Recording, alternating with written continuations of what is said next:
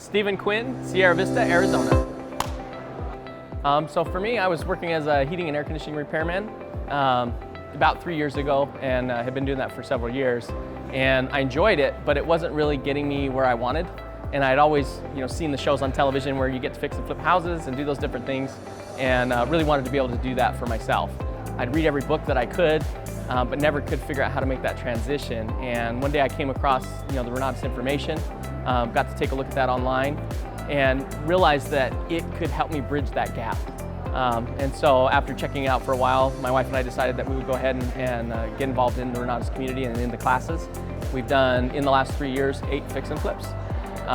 And now we get to have the time freedom to be with family. One of my favorite things in the morning is being able to take my kids to the bus, which as a dad I never got to do before because I would always be gone.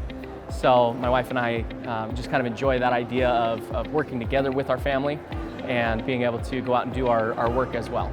You know what? One of the specific classes that really I enjoyed in the beginning was when I got to the idea of velocity banking. I know I struggled a lot with paying minimums on card payments and being able to afford a car and student loans and all these different things. And I started watching that class, and I remember just this light coming on. I'm like, I didn't understand this information. I didn't know it was available to me.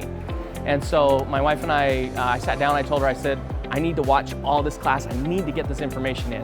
So I locked myself in my bedroom with a laptop and sat there and watched the class from start to finish. And so my wife and I now no longer have any student loan debts.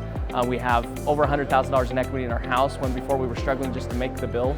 And these are things that class I think was phenomenal in allowing us to succeed, because now we had more cash available and a little bit less hardship in our day-to-day life.